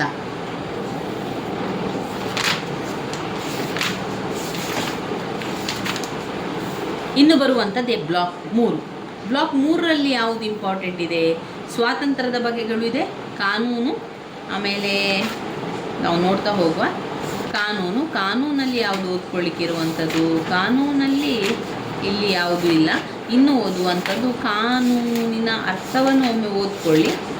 ಅದಾದಮೇಲೆ ನೋಡಿ ಸ್ವತಂತ್ರದ ಬಗೆಗಳು ಬೇರೆ ಬೇರೆ ಇಂಪಾರ್ಟೆಂಟ್ ಆಗಿರುವಂಥದ್ದು. 5 ಅಂಕಕ್ಕೆ ಕೇಳಿರುವಂತಹ ಪ್ರಶ್ನೆ ಬೇರೆ ಬೇರೆ ಸ್ವತಂತ್ರ ಅಂದರೆ ಏನು? ಮೊದಲಿಗೆ ಅರ್ಥವನ್ನು ಬರಿಬೇಕು, ವ್ಯಾಖ್ಯೆಗಳನ್ನು ಬರಿಬೇಕು, ನಂತರ ಸ್ವತಂತ್ರ ಏನು ಅಂಥದ್ದನ್ನು ಬರೆಯುವಂಥದ್ದು. ಮೊದಲಿಗೆ ಸ್ವತಂತ್ರ ಅಂತ ಹೇಳಿದರೆ ಸಮಯ ಸಂದರ್ಭಕ್ಕನುಗುಣವಾಗಿ ಬದಲಾವಣೆ ಗುಣವನ್ನು ಹೊಂದಿರುವುದೇ ಆಗಿದೆ. ಜಾನ್ ಲಾಕರ್ ಪ್ರಕಾರ ಎಲ್ಲಿ ಕಾನೂನು ಇರುವುದಿಲ್ಲವೋ ಅಲ್ಲಿ ಸ್ವಾತಂತ್ರ್ಯ ಇರುವುದಿಲ್ಲ, ಎಲ್ಲಿ ಕಾನೂನು ಇರುವುದಿಲ್ಲವೋ ಅಲ್ಲಿ ಸ್ವಾತಂತ್ರ್ಯ ಇರುವುದಿಲ್ಲ ಅಂತ ಹೇಳ್ತಾ ಇದ್ದಾರೆ. ಸ್ವತಂತ್ರದ ಬಗೆಗಳು ಯಾವುದೆಲ್ಲ? ನೈಸರ್ಗಿಕ ಸ್ವಾತಂತ್ರ್ಯ ಯಾವುದು? ನೈಸರ್ಗಿಕ ಸ್ವಾತಂತ್ರ್ಯ. ಪಾಯಿಂಟ್ಸನ್ನು ಕಲೀರಿ. ವಿಡಿಯೋ ನೋಡ್ತಾ ಪಾಯಿಂಟ್ಸ್ ಕೂಡ ನಿಮಗೆ ಬಾಯ್ಪಾಠ ಬರಬೇಕು. ನನ್ನ ಜೊತೆಗೆ ಪಾಯಿಂಟ್ಸನ್ನು ಹೇಳ್ಕೊಳ್ಳಿ. ನೈಸರ್ಗಿಕ ಸ್ವಾತಂತ್ರ್ಯದ ಬಗೆಗಳು: ನೈಸರ್ಗಿಕ ಸ್ವಾತಂತ್ರ್ಯ, ನಾಗರಿಕ ಸ್ವಾತಂತ್ರ್ಯ, ರಾಜಕೀಯ ಸ್ವಾತಂತ್ರ್ಯ, ಆರ್ಥಿಕ ಸ್ವಾತಂತ್ರ್ಯ. ಸ್ವಾತಂತ್ರ್ಯದ ಬಗೆಗಳಲ್ಲಿ ಒಂದು ನೈಸರ್ಗಿಕ ಸ್ವಾತಂತ್ರ್ಯ, ನಾಗರಿಕ ಸ್ವಾತಂತ್ರ್ಯ, ರಾಜಕೀಯ ಸ್ವಾತಂತ್ರ್ಯ, ಆರ್ಥಿಕ ಸ್ವಾತಂತ್ರ್ಯ, ರಾಷ್ಟ್ರೀಯ ಸ್ವಾತಂತ್ರ್ಯ,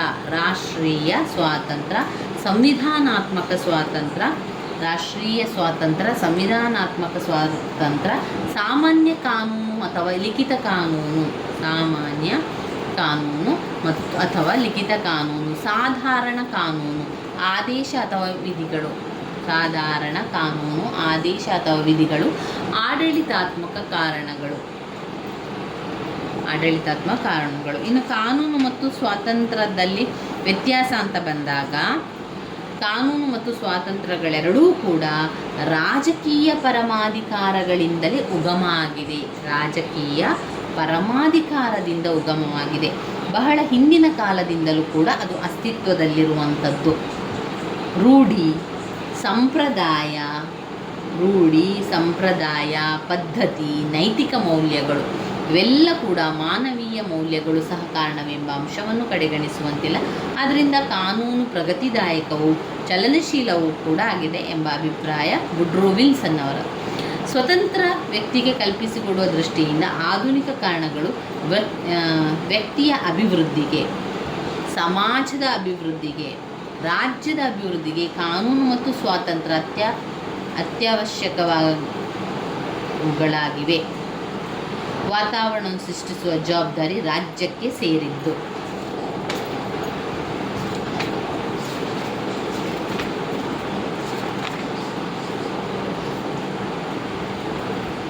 ಸಮಾನತೆಯ ಬಗೆಗಳು ಅಥವಾ ಸಮಾನತೆಯ ವಿಧಗಳಲ್ಲಿ ನಾವು ನೋಡಿದರೆ ನಾಗರಿಕ ಸಮಾನತೆ, ರಾಜಕೀಯ ಸಮಾನತೆ, ಸಾಮಾಜಿಕ ಸಮಾನತೆ, ಆರ್ಥಿಕ ಸಮಾನತೆ, ನೈಸರ್ಗಿಕ ಸಮಾನತೆ. ಯಾವುದೆಲ್ಲ ಸಮಾನತೆಯ ಬಗೆಗಳು ಅಥವಾ ವಿಧಗಳು? ನಾಗರಿಕ ಸಮಾನತೆ, ರಾಜಕೀಯ ಸಮಾನತೆ, ಸಾಮಾಜಿಕ ಸಮಾನತೆ, ಆರ್ಥಿಕ ಸಮಾನತೆ, ನೈಸರ್ಗಿಕ ಸಮಾನತೆ. ಸಮಾನತೆಯ ಅರ್ಥ 15 ಅಂಕಕ್ಕೆ ಬರುವಂಥ ಪ್ರಶ್ನೆ. ಮೊದಲಿಗೆ ಸಮಾನತೆಯ ಅರ್ಥವನ್ನು ತಿಳ್ಕೊಂಡು ನಂತರ ಸಮಾನತೆಯ ಬಗ್ಗೆ ಅಥವಾ ವಿಧಗಳನ್ನು ತಿಳ್ಕೊಳ್ಳುವ. ಸಮಾನತೆ ಅಂದರೆ ಏನು? ವ್ಯಕ್ತಿ ಅಧಿಕಾರ, ಹಕ್ಕು, ಸ್ವಾತಂತ್ರ್ಯ, ಅವಕಾಶ, ಕಾನೂನು ಇವೇ ಮೊದಲಾದವುಗಳಿಗೆ ಮತ್ತೊಬ್ಬ ವ್ಯಕ್ತಿಗೆ ಸಮನಾಗಿರುವುದು ಸಮಾನತೆ ಎಂದು ಹೇಳುತ್ತದೆ. ಸಮಾನತೆಯ ಬಗ್ಗೆ ನಾಗರಿಕ ಸಮಾನತೆ, ರಾಜಕೀಯ ಸಮಾನತೆ, ಸಾಮಾಜಿಕ ಸಮಾನತೆ, ಆರ್ಥಿಕ ಸಮಾನತೆ, ನೈಸರ್ಗಿಕ ಸಮಾನತೆ.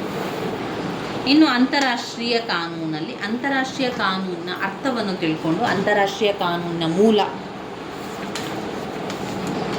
ಮೂಲ ಉಗಮವಾದ ಪಾಯಿಂಟ್ಸನ್ನು ತಿಳ್ಕೊಳ್ಳುವ. ಅಂತಾರಾಷ್ಟ್ರೀಯ ಕಾನೂನಿನ ಮೂಲ ಉಗಮ. ಮೊದಲಿಗೆ ಅಂತಾರಾಷ್ಟ್ರೀಯ ಕಾನೂನಿನ ಅರ್ಥವನ್ನು ತಿಳ್ಕೊಳ್ಬೇಕು.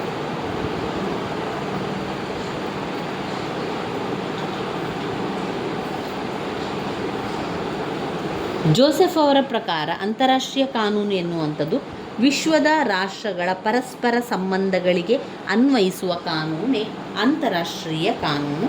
ಅಂತಾರಾಷ್ಟ್ರೀಯ ಕಾನೂನಿನ ಮೂಲ ಉಗಮ. ಪಾಯಿಂಟ್ಸನ್ನು ನೋಡುವ. ರೂಢಿ ಸಂಪ್ರದಾಯ ಪದ್ಧತಿಗಳು, ಇದನ್ನೇ ಬಾಯ್ಪಾಠ ಮಾಡ್ಕೊಳ್ಳಿ, ಪಾಯಿಂಟ್ಸನ್ನು ಬಾಯ್ಪಾಠ ಮಾಡ್ಕೊಳ್ಳಿ. ನಂತರ ಅದಕ್ಕೆ ವಿವರಣೆಯನ್ನು ನಿಮಗೆ ನೋಡ್ತಾ ನೋಡ್ತಾ ಬರೀಲಿಕ್ಕೆ ಆಗ್ತದೆ ಆ ಪಾಯಿಂಟ್ಸಿನ ಸಮೇತ. ರೂಢಿ ಸಂಪ್ರದಾಯ ಮತ್ತು ಪದ್ಧತಿಗಳು. ರೂಢಿ ಸಂಪ್ರದಾಯ ಪದ್ಧತಿಗಳು. 2 ರೋಮನ್ನರ ಕಾನೂನು. 2 ರೋಮನ್ನರ ಕಾನೂನು. 2 ರೋಮನ್ನರ ಕಾನೂನು. 3 ದೇಶೀಯ ಅಥವಾ ರಾಜ್ಯ ಕಾನೂನು. 3 ದೇಶೀಯ ಅಥವಾ ರಾಜ್ಯ ಕಾನೂನು. 4 ಒಪ್ಪಂದಗಳು. 4 ಒಪ್ಪಂದಗಳು. 5 ಪ್ರಖ್ಯಾತ ನ್ಯಾಯಾಧೀಶರು, ರಾಜತಾಂತ್ರಿಕರು ಮತ್ತು ರಾಷ್ಟ್ರ.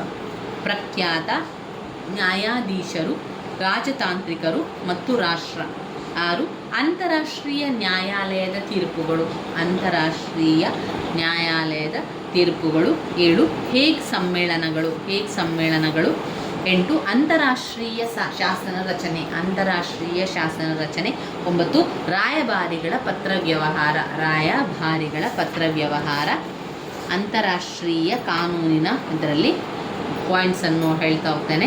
ರೂಢಿ ಸಂಪ್ರದಾಯ ಪದ್ಧತಿಗಳು, ರೋಮನ್ನರ ಕಾನೂನು, ದೇಶೀಯ ಅಥವಾ ರಾಜ್ಯ ಕಾನೂನು, ಒಪ್ಪಂದಗಳು, ಪ್ರಖ್ಯಾತ ನ್ಯಾಯಾಧೀಶರು, ರಾಜತಾಂತ್ರಿಕರು ಮತ್ತು ರಾಷ್ಟ್ರ, ಅಂತಾರಾಷ್ಟ್ರೀಯ ನ್ಯಾಯಾಲಯದ ತೀರ್ಪುಗಳು, ಹೇಗ್ ಸಮ್ಮೇಳನಗಳು, ಅಂತಾರಾಷ್ಟ್ರೀಯ ಶಾಸನ ರಚನೆ, ರಾಯಭಾರಿಗಳ ಪತ್ರ ವ್ಯವಹಾರ.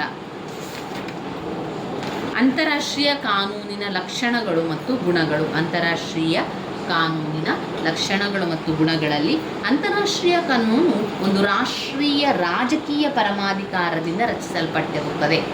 ಅಂತಾರಾಷ್ಟ್ರೀಯ ಕಾನೂನು ಒಂದು ರಾಷ್ಟ್ರೀಯ ರಾಜಕೀಯ ಪರಮಾಧಿಕಾರದಿಂದ ರಚಿಸಲ್ಪಟ್ಟಿರುತ್ತದೆ. 2 ಅಂತಾರಾಷ್ಟ್ರೀಯ ಕಾನೂನನ್ನು ಕಾರ್ಯಗತಗೊಳಿಸಲು ಸರಕಾರದ ಪ್ರಮುಖ ಅಂಗವಿದೆ. ಅಂತಾರಾಷ್ಟ್ರೀಯ ಕಾನೂನುಗಳನ್ನು ಕಾರ್ಯಗತಗೊಳಿಸಲು ಸರಕಾರದ ಮುಖ್ಯ ಅಂಗವಿದೆ. 3 ಅಂತಾರಾಷ್ಟ್ರೀಯ ಕಾನೂನಿನ ಹಿಂದೆ ರಾಜ್ಯದ ನ್ಯಾಯಬದ್ಧವಾದ ದಂಡನಾ ಶಕ್ತಿ ಇರುವುದಿಲ್ಲ. ಅಂತಾರಾಷ್ಟ್ರೀಯ ಕಾನೂನಿನ ಹಿಂದೆ ರಾಜ್ಯದ ನ್ಯಾಯಬದ್ಧವಾದ ದಂಡನಾ ಶಕ್ತಿ ಇರುವುದಿಲ್ಲ. ಅಂತಾರಾಷ್ಟ್ರೀಯ ಕಾನೂನನ್ನು ರೂಪಿಸುವ ಅಧಿಕಾರಯುಕ್ತ ಶಾಸಕಾಂಗವಿಲ್ಲ. ಅಂತಾರಾಷ್ಟ್ರೀಯ ಕಾನೂನನ್ನು ರೂಪಿಸುವ ಅಧಿಕಾರಯುಕ್ತ ಶಾಸಕಾಂಗವಿಲ್ಲ. 5 ಸಾರ್ವತ್ರಿಕವಾಗಿ ಅಂಗೀಕೃತವಾದ ಅಂತಾರಾಷ್ಟ್ರೀಯ ಕಾನೂನಿನಲ್ಲಿ ನಿಯಮಗಳು ಇಲ್ಲದಿರುವುದು. ಸಾರ್ವತ್ರಿಕ ಅಂಗೀಕೃತವಾದ ಅಂತಾರಾಷ್ಟ್ರೀಯ ಕಾನೂನಿನಲ್ಲಿ ನಿಯಮಗಳು ಇಲ್ಲದಿರುವುದು. 6 ರಾಷ್ಟ್ರದ ಸಮಸ್ಯೆಗಳು ಅಂತಾರಾಷ್ಟ್ರೀಯ ಕಾನೂನಿನ ವ್ಯಾಪ್ತಿಯೊಳಗೆ ಬರುತ್ತದೆ. ರಾಷ್ಟ್ರದ ಸಮಸ್ಯೆಗಳು ಅಂತಾರಾಷ್ಟ್ರೀಯ ಕಾನೂನಿನ ವ್ಯಾಪ್ತಿಯೊಳಗೆ ಬರುತ್ತದೆ. ಇನ್ನು ಬ್ಲಾಕ್ 4ರಲ್ಲಿ ಬಂದಿರುವಂತಹ ಪ್ರಶ್ನೆಗಳನ್ನು ನಾವು ನೋಡಿದರೆ ಸಮತಾವಾದದ ಬಗ್ಗೆ ಓದ್ಕೊಳ್ಳಿಕ್ಕಿದೆ. ಆಮೇಲೆ ಕಲ್ಯಾಣ ರಾಜ್ಯ, ಸಾಮಾಜಿಕ ನ್ಯಾಯ, ಗಾಂಧೀಜಿ ಮತ್ತು ಅಂಬೇಡ್ಕರ್ ಅವರ ಸಾಮಾಜಿಕ ನ್ಯಾಯ ವೆರಿ ವೆರಿ ಇಂಪಾರ್ಟೆಂಟ್ ಆಗಿರುವಂಥದ್ದು.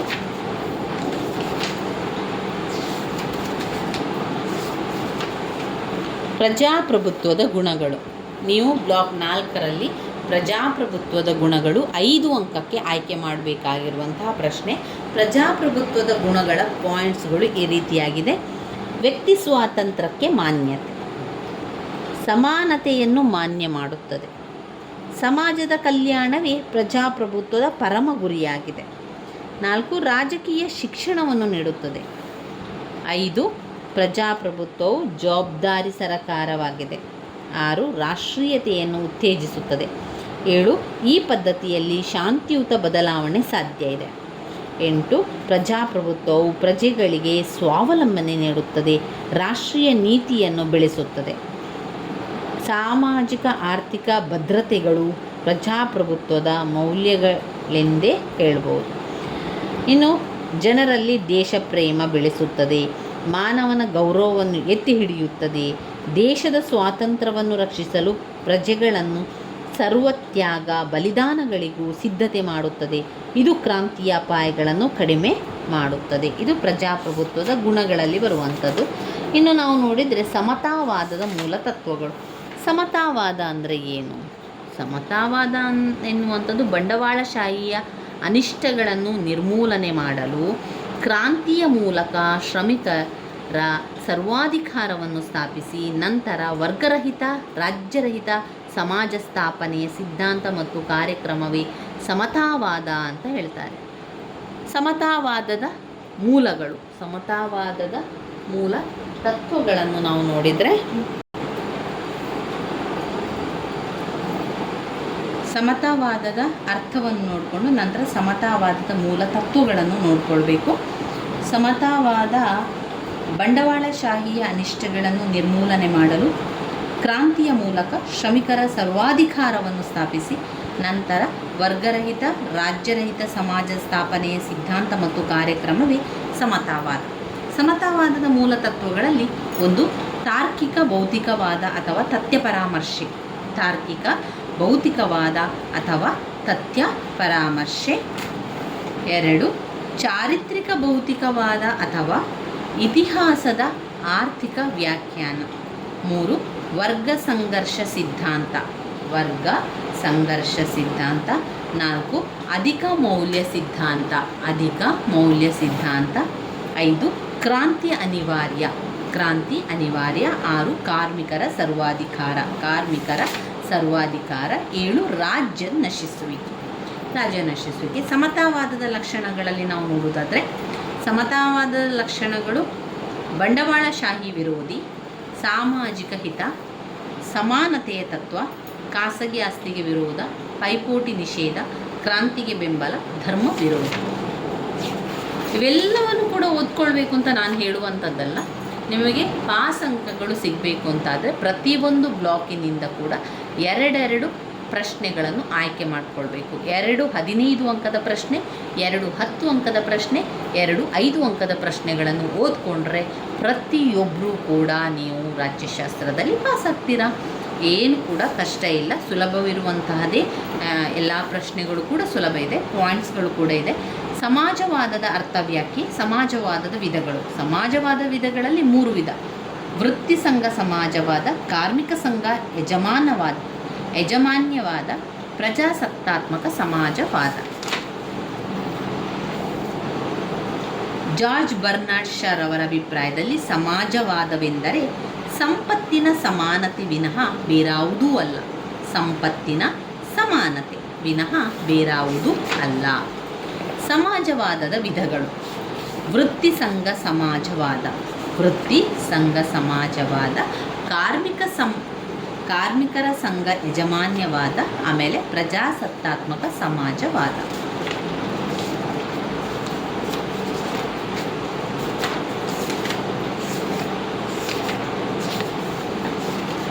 ಇನ್ನು ವೆರಿ ಇಂಪಾರ್ಟೆಂಟ್ ಆಗಿರುವಂಥ ಒಂದು ಪಾಠ ಕಲ್ಯಾಣ ರಾಜ್ಯ.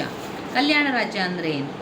ಯಾವ ಸಮಾಜದಲ್ಲಿ ಪ್ರತಿಯೊಬ್ಬ ಪ್ರಜೆಗೂ ಕನಿಷ್ಠ ಜೀವನದ ಮಟ್ಟ ಮತ್ತು ಸೌಲಭ್ಯಗಳ ಭರವಸೆ ಇದೆಯೋ ಅದೇ ಕಲ್ಯಾಣ ರಾಜ್ಯ ಎಂದು GDH ಕೋಲ್ ಅವರು ತಿಳಿಸಿದ್ದಾರೆ.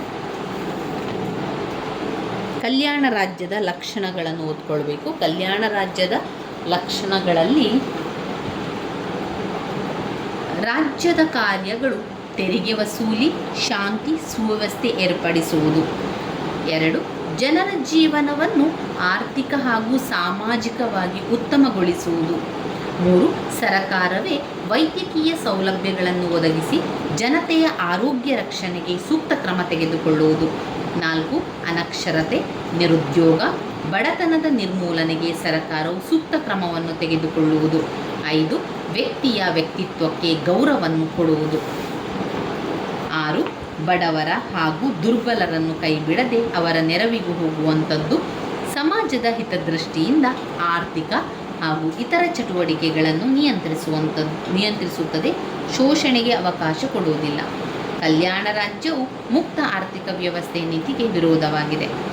ಇನ್ನು ಕಲ್ಯಾಣ ರಾಜ್ಯದ ಕಾರ್ಯಗಳಲ್ಲಿ: 1 ರಕ್ಷಣೆ, 2 ಆಂತರಿಕ ಶಿಸ್ತು ಮತ್ತು ಶಾಂತಿ ಪಾಲನೆ, ಆಂತರಿಕ ಶಿಸ್ತು ಮತ್ತು ಶಾಂತಿ ಪಾಲನೆ. 3 ವಿದೇಶಾಂಗ ವ್ಯವಹಾರ, ವಿದೇಶಾಂಗ ವ್ಯವಹಾರ. 4 ನ್ಯಾಯದಾನ. 5 ಸಾರಿಗೆ ಸಂಪರ್ಕ ವ್ಯವಸ್ಥೆ, ಸಾರಿಗೆ ಸಂಪರ್ಕ ವ್ಯವಸ್ಥೆ. ಕಲ್ಯಾಣ ಕಾರ್ಯಗಳು ಯಾವುದೆಲ್ಲ? ವ್ಯಕ್ತಿತ್ವದ ಬೆಳವಣಿಗೆಗೆ ಸೂಕ್ತ ಅವಕಾಶಗಳನ್ನು ಒದಗಿಸುವುದು, ವ್ಯಕ್ತಿತ್ವದ ಬೆಳವಣಿಗೆಗೆ ಸೂಕ್ತ ಅವಕಾಶಗಳನ್ನು ಒದಗಿಸುವುದು. 2 ಆರೋಗ್ಯ ರಕ್ಷಣೆಯನ್ನು ಮಾಡುವುದು, 3 ಶಿಕ್ಷಣ ಸೌಲಭ್ಯ, 4 ಜನರ ಆರ್ಥಿಕ ಪರಿಸ್ಥಿತಿಯನ್ನು ಸುಧಾರಿಸುವುದು, 5 ಸಮಾಜ ಸೇವೆ ಕಾರ್ಯಗಳು, ಸಾಮಾಜಿಕ ನ್ಯಾಯವನ್ನು ಒದಗಿಸುವುದು. ಇನ್ನು ಇದರಲ್ಲಿ ಘಟಕ 24 ಸಾಮಾಜಿಕ ನ್ಯಾಯ, ಗಾಂಧೀಜಿಯವರದು ಮತ್ತು ಅಂಬೇಡ್ಕರ್ ಅವರ ಬಗ್ಗೆ ತಿಳ್ಕೊಳ್ಳಿ. ಗಾಂಧೀಜಿಯವರು ಮತ್ತು ಅಂಬೇಡ್ಕರ್ ಅವರನ್ನು ನಾವು ತಿಳ್ಕೊಳ್ಬೇಕಾದ್ರೆ ಅವರು ನಮಗೆ ಗಾಂಧೀಜಿಯವರಾಗಿರ್ಬೋದು, ಅಂಬೇಡ್ಕರ್ ಆಗಿರ್ಬೋದು, ಶೋಷಣೆಯಿಂದ ತಡೆಗಟ್ಟುವಲ್ಲೂ ಅವರು ತುಂಬಾ ಸಹಾಯವನ್ನು ಮಾಡಿರುವಂಥದ್ದು. ಅದು ಸ್ತ್ರೀ ಪರ ಹೋರಾಟ, ಸ್ತ್ರೀಯರ ಪರವಾಗಿ, ಆಮೇಲೆ ಕಾರ್ಮಿಕರ ಪರವಾಗಿ, ಶೋಷಣೆಯಾದವರ ಪರವಾಗಿ, ನೊಂದರವರ ಪರವಾಗಿ ಅವರು ಹೋರಾಟವನ್ನು ಮಾಡಿರುವಂಥದ್ದು. ಸಾಮಾಜಿಕ ನ್ಯಾಯ ಎನ್ನುವಂತೆ ಗಾಂಧೀಜಿಯವರಲ್ಲಿ ನಾವು ನೋಡುವುದಾದರೆ ನೈತಿಕ ಮತ್ತು ಆಧ್ಯಾತ್ಮಿಕತೆ ವಿಚಾರ, ಶೋಷಣೆರಹಿತ ಸಮಾಜದ ಸ್ಥಾಪನೆ, ಸಮರಸ ಜೀವನದ ಬಗ್ಗೆ, ರಾಜಕೀಯ, ಸಾಮಾಜಿಕ, ಆರ್ಥಿಕ ವಿದ್ಯಾಭ್ಯಾಸ, ಅಸ್ಪೃಶ್ಯತೆಯನ್ನು ತೊಡೆದು ಹಾಕುವ ವ್ಯವಸ್ಥೆ, ಎಲ್ಲರಿಗೂ ಸಮಾನ ಹಕ್ಕಿಗಾಗಿ ಪ್ರಯತ್ನ, ಅಸ್ಪೃಶ್ಯತೆ, ಬಾಲ್ಯ ವಿವಾಹ, ಪರದಾ ಪದ್ಧತಿಯ ವಿರೋಧ, ಇನ್ನು ಪ್ರತಿ ವ್ಯಕ್ತಿಯಲ್ಲಿ ದೈವತ್ವವಿದೆ ಎನ್ನುವಂಥದ್ದನ್ನು ಹೇಳಿದರು. ಇನ್ನು ಅಂಬೇಡ್ಕರ್ ಅವರ ವಿಚಾರದಲ್ಲಿ ಅಂಬೇಡ್ಕರ್ ಅವರು ವರ್ಗ, ಲಿಂಗ, ಜಾತಿ, ಧರ್ಮ ಭೇದವಿಲ್ಲದೆ ಸಾಮಾನ್ಯ ಅವಕಾಶ, ಭೂಬಡತನಕ್ಕೆ ಸಂಬಂಧಿಸಿದಂತೆ ಎಲ್ಲದಕ್ಕೂ ಹೋರಾಟವನ್ನು ಮಾಡ್ತಾರೆ. ಅವರು ಅಸಮಾನತೆಯನ್ನು ಹೋಗಲಾಡಿಸುವುದು, ಅಸ್ಪೃಶ್ಯತೆ ಹೋಗಲಾಡಿಸುವುದು, ಅಸ್ಪೃಶ್ಯತೆಯ ಕಾರಣವಾಗಿ ವಂಚಿತಗೊಂಡ ಜನಸಮುದಾಯಕ್ಕೆ ಸಹಾಯವನ್ನು ಮಾಡುವಂಥದ್ದು, ವರ್ಣ ವ್ಯವಸ್ಥೆಯ ವಿರೋಧ ಮಾಡುವುದು, ಧರ್ಮ ಮತ್ತು ಧರ್ಮಾಧಿಕಾರಿಗಳನ್ನು ವಿರೋಧಿಸಿದ್ದ ಇವರ ಜಾತಿಯ ಅಸಮಾನತೆಗೆ ಕಾರಣ ಆಗಿರುವಂಥದ್ದು. ಆಮೇಲೆ ಸ್ತ್ರೀಯರಿಗೆ ಬೇಕಾದ ಸವಲತ್ತುಗಳನ್ನೆಲ್ಲ ಮಾಡಿದರು, ಸ್ತ್ರೀ ವರ್ಗದ ಹೋರಾಟವನ್ನು ಮಾಡಿದರು, ಸ್ತ್ರೀಗೆ ಬೇಕಾದಂತೆ ಅವರ ಒಂದು ಹಕ್ಕುಗಳನ್ನೆಲ್ಲ ಕೊಡಲಿಕ್ಕೆ, ಸ್ತ್ರೀಯರ ವಿದ್ಯಾಭ್ಯಾಸ, ಸ್ತ್ರೀಯರಿಗೆ ಅಧಿಕಾರ, ಸ್ತ್ರೀಯರ ಒಂದು ಸ್ಥಾನಮಾನಗಳನ್ನು ಕೊಡುವಂಥದ್ದಕ್ಕೆ ಹೋರಾಟವನ್ನು ಮಾಡ್ತಾರೆ. ಇನ್ನು ಕಾರ್ಮಿಕ ವರ್ಗಕ್ಕೂ ಕೂಡ ಅವರು ಹೋರಾಟವನ್ನು ಮಾಡ್ತಾರೆ. ಅವರ ಒಂದು ಸಾಮಾಜಿಕ ಭದ್ರತೆ, ಅವರ ಶ್ರಮಕ್ಕೆ ತಕ್ಕ ಪ್ರತಿಫಲ, ಅವರ ಒಂದು ಉದ್ಯೋಗ ವಿನಿಮಯ, ಇದೆಲ್ಲದಕ್ಕೂ ಕೂಡ ಕಾರ್ಮಿಕ ವರ್ಗಕ್ಕೆ ಅವರು ಸಹಾಯವನ್ನು ಮಾಡ್ತಾರೆ. ಅಂದರೆ ಅವರ ಪರವಾಗಿ ಹೋರಾಟವನ್ನು ಮಾಡುವಂಥದ್ದನ್ನು ಕಾಣ್ಬೋದು. ಸಂವಿಧಾನಿಕ, ಆಡಳಿತಾತ್ಮಕ, ಆರ್ಥಿಕ ಮೂಲಗಳಿಂದ ಸಾಮಾಜಿಕ ನ್ಯಾಯವನ್ನು ಸ್ಥಾಪಿಸಲು ಪ್ರಯತ್ನಿಸಿರುವುದನ್ನು ಕಾಣ್ಬೋದು. ಯಾರಿಗೆಲ್ಲ ಹೋರಾಟವನ್ನು ಮಾಡಿದ್ದಾರೆ ಎನ್ನುವಂಥದ್ದು ಇಲ್ಲಿ ಮುಖ್ಯವಾಗಿರುವಂಥದ್ದು. ತುಳಿತಕ್ಕೊಳಗಾದ ದುರ್ಬಲರ ಏಳಿಗೆಗಾಗಿ ಸಾಮಾಜಿಕ ನ್ಯಾಯದ ಅಗತ್ಯತೆಯನ್ನು ಕಂಡುಕೊಂಡರೆ ಗಾಂಧೀಜಿಯವರು ಸಮಾಜದ ಸರ್ವತೋಮುಖ ಅಭಿವೃದ್ಧಿಗಾಗಿ ಸಾಮಾಜಿಕ ನ್ಯಾಯದ ಅವಶ್ಯಕತೆಯನ್ನು ಕಂಡುಕೊಂಡಿದ್ದಾರೆ. ಇದು ಸಾಮಾಜಿಕ ನ್ಯಾಯದಲ್ಲಿ ಅಂಬೇಡ್ಕರ್ ಮತ್ತು ನಮ್ಮ ಗಾಂಧೀಜಿಯವರು ಮಾಡಿರುವಂಥ ಹೋರಾಟದ ಬಗ್ಗೆ ಇರುವಂಥದ್ದು. ಇವಿಷ್ಟು ಮುಖ್ಯವಾದಂತಹ ಪ್ರಶ್ನೆಗಳು. ಇದರಲ್ಲಿ ಎಲ್ಲವನ್ನು ಕೂಡ ನೀವು ಆಯ್ಕೆ ಮಾಡಬೇಕು ಅಂತ ನಾನು ಹೇಳ್ತಾ ಇಲ್ಲ. ನಾನು ಹೇಳುವಂಥದ್ದು, ನಾವು ಓದಬೇಕಾದ್ರೆ ಯಾವುದನ್ನು ಮೊದಲಿಗೆ ಓದ್ಕೊಳ್ಬೇಕು, 15 ಅಂಕದ ಪ್ರಶ್ನೆಯನ್ನು ಮೊದಲಿಗೆ ಓದ್ಕೊಳ್ಬೇಕು. ನಾವು 15 ಅಂಕದ ಪ್ರಶ್ನೆ, ನಾನು ನಿಮಗೆ ಯಾವುದೆಲ್ಲ 15 ಅಂಕದ ಪ್ರಶ್ನೆ ಅಂತ ತಿಳಿಸ್ಕೊಟ್ಟಿದ್ದೇನೆ ಈಗಾಗಲೇ. ಆ 15 ಅಂಕದ ಪ್ರಶ್ನೆಯನ್ನು ಆಯ್ಕೆ ಮಾಡಿಕೊಳ್ಬೇಕು. ಪ್ರತಿಯೊಂದು ಬ್ಲಾಕಿನಿಂದಲೂ ಕೂಡ 2 ಪ್ರಶ್ನೆಗಳನ್ನು ಆಯ್ಕೆ ಮಾಡಲೇಬೇಕು ಸ್ನೇಹಿತರೆ. ಇವಿಷ್ಟನ್ನು ಆಯ್ಕೆ ಮಾಡಿ ಓದ್ಕೊಳ್ಳಲಿದ್ದರೆ ನಾವು ಏನು ಬರೀಲಿಕ್ಕೆ ಸಾಧ್ಯ ಅಲ್ವಾ? ಇಂಪಾರ್ಟೆಂಟ್ ಆಗಿರುವಂತಹ ಪ್ರಶ್ನೆಯನ್ನು ಕೊಡಿ ಅಂತ ಕೇಳ್ತೀರಾ. ಇದೆಲ್ಲ ಕೂಡ ನಾನೀಗ ಹೇಳಿರುವಂತಹ ಪ್ರಶ್ನೆಗಳು ವೆರಿ ಇಂಪಾರ್ಟೆಂಟ್ ಆಗಿರುವಂತಹ ಪ್ರಶ್ನೆ. ಇದೆಲ್ಲ ಕೂಡ ಹಳೆಯ ಪ್ರಶ್ನೆ ಪತ್ರಿಕೆಗಳಿಂದ ಹಿಡಿದು ಪ್ರತಿ ಬಾರಿ ಕೇಳುವಂತಹ ಪ್ರಶ್ನೆಗಳಾಗಿರುವುದರಿಂದ ನಾನು ಅವುಗಳನ್ನು ನಿಮಗೆ ತಿಳಿಸ್ಕೊಡುವಂಥದ್ದು. ಅದರಿಂದ ಪ್ರತಿ ಬ್ಲಾಕಿನಿಂದಲೂ ಕೂಡ 15 ಅಂಕದ 2 ಪ್ರಶ್ನೆ, 10 ಅಂಕದ 2 ಪ್ರಶ್ನೆ, 5 ಅಂಕದ 2 ಪ್ರಶ್ನೆಯನ್ನು ನೀವು ಓದ್ಕೊಂಡ್ರೆ ನಿಮಗೆ ತುಂಬಾ ಸುಲಭ ಆಗ್ತದೆ. ನೀವು ಇದನ್ನು ಈ ರೀತಿಯಾಗಿ ಓದ್ಕೊಂಡು ಮಾಡ್ಕೊಳ್ಳಿ.